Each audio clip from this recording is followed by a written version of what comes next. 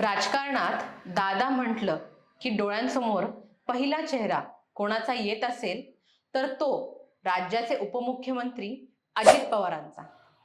अजित पवार 1991 सालापासून बारामतीमधून भरघोस मतांनी जिंकून येत आहेत। 1991 साली लोकसभेला निवडून आल्यानंतर आपल्या काकांसाठीच म्हणजेच शरद पवारांसाठी पुन्हा लोकसभा सोडून विधानसभा लढवली आणि ती एक हाती जिंकली सुद्धा। यानंतर अजित पवार सातत्याने महाराष्ट्राच्या राजकारणात सक्रिय राहिले आहेत। ही त्यांची 7वी निवडणूक आहे। गेल्या 35 वर्षात अजित पवारांना बारामतीत टक्कर देण्यासाठी अनेकांनी प्रयत्न केले, पण दादा सगळ्यांनाच पुरून उरले। गेल्या काही वर्षात दादांचा बारामतीमध्ये दबदबा अधिक वाढलाय। मतदारसंघात केलेली विकास कामे पाहता अजित पवार खरंच विकासाचे दादा ठरलेत हे मानावेच लागेल। पण आता गोष्टी बदलल्या आहेत।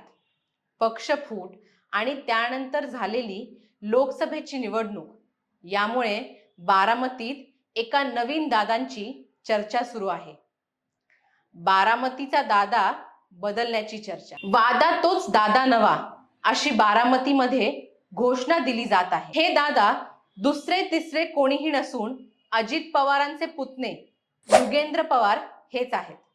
बुधवारी 24 ऑक्टोबरला शरद पवार गटाची यादी जाहीर झाली आणि पहिल्याच यादीत बारामतीमधून युगेंद्र पवार लढणार असं जाहीर झालं।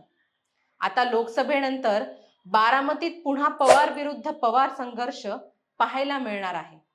या नव्या दादांची बारामतीमध्ये किती ताकद आहे, हे नवीन दादा ओरिजिनल दादांना पराभूत करू शकतात, हेच पाहूया या व्हिडिओच्या माध्यमातून। नमस्कार, मी अनुष्का आणि तुम्ही पाहताय दैनिक राज्य लोकतंत्र। युगेंद्र पवार हे शरद पवारांचे नातू आणि अजित पवारांचे सख्खे पुतणे आहेत। अजित पवारांचे थोरले बंधू श्रीनिवास पवार यांचे चिरंजीव आहेत। यंदाच्या लोकसभा निवडणुका जाहीर झाल्यानंतर युगेंद्र पवार हे राजकारणात सक्रिय झाले आहेत असं म्हटलं तरी वावगं ठरणार नाही। राजकारणात येण्यापूर्वी ते शरयू ग्रुपचे संचालक, फलटणच्या कापसी साखर कारखान्याचे MD, बारामती कुस्तीगीर संघटनेचे अध्यक्ष आणि विद्या प्रतिष्ठान शैक्षणिक संस्थेचे खजिनदार राहिले आहेत। राजकारणात येण्यापूर्वी शरयू फाउंडेशन तर्फे त्यांनी सामाजिक कामे ही केली आहेत। बारामतीमध्ये पाणी टंचाईच्या काळात त्यांनी मोफत पाण्याची सोय देखील केली आहे। युगेंद्र पवार हे पवार कुटुंबियातील सर्वात जास्त शिकलेले सदस्य आहेत असा उल्लेख स्वतः शरद पवार यांनी केला होता। त्यांचं सुरुवातीचं शिक्षण मुंबई आणि पुण्यात झालं, तर उच्च शिक्षणासाठी अमेरिका आणि युरोपला जाऊन त्यांनी शिक्षण पूर्ण केलं। परदेशातून परतल्यानंतर त्यांनी आपल्या वडिलांचा शरयू ग्रुपचा बिझनेस सांभाळला। त्यानंतर पक्षफुटीमुळे लोकसभेला त्यांची राजकारणात एंट्री झाली। ज्या वेळेला काका की आजोबा अशी वेळ युगेंद्र यांच्यावर आली तेव्हा त्यांनी आपल्या आजोबांचा हात पकडला आणि आपल्या आत्यासाठी म्हणजेच सुप्रिया सुळे यांच्यासाठी लोकसभेला प्रचार केला। लोकसभेपूर्वी युगेंद्र पवार यांच्या नावाचा कुठेच उल्लेख नव्हता, पण सुप्रिया सुळेंच्या प्रचारासाठी त्यांनी पायाला भिंगरी बांधली आणि संपूर्ण बारामती मतदारसंघ पिंजून काढला। छोट्या छोट्या गावात, झाडाखाली, कधी स्टेजवर असं करत त्यांनी सुळेंचा प्रचार केला। यामुळे युगेंद्र पवार यांची सर्वत्र चर्चा सुरू झाली। माध्यमांमध्ये बारामतीचा नवा दादा म्हणून त्यांच्या बातम्या येऊ लागल्या। त्यातच लोकसभेला बारामतीचा गड शरद पवारांनी राखल्यामुळे युगेंद्र पवार यांचं पक्षात वजन वाढलं आणि इथूनच बारामतीमध्ये सुरू झाला दादा विरुद्ध दादा या युद्धाला. लोकसभेला अजित पवारांचा पराभव झाला असला तरी बारामतीमध्ये लोकसभेला सुप्रियाताई आणि विधानसभेला अजितदादा असं सत्र राहिलं आहे. त्यात युगेंद्र पवार यांच्याकडे शरद पवारांची सहानुभूती हा प्लस पॉइंट असला तरी अजित पवारांना शह देण्यासाठी तो पूरक नाही, असं राजकीय विश्लेषक सांगत आहेत.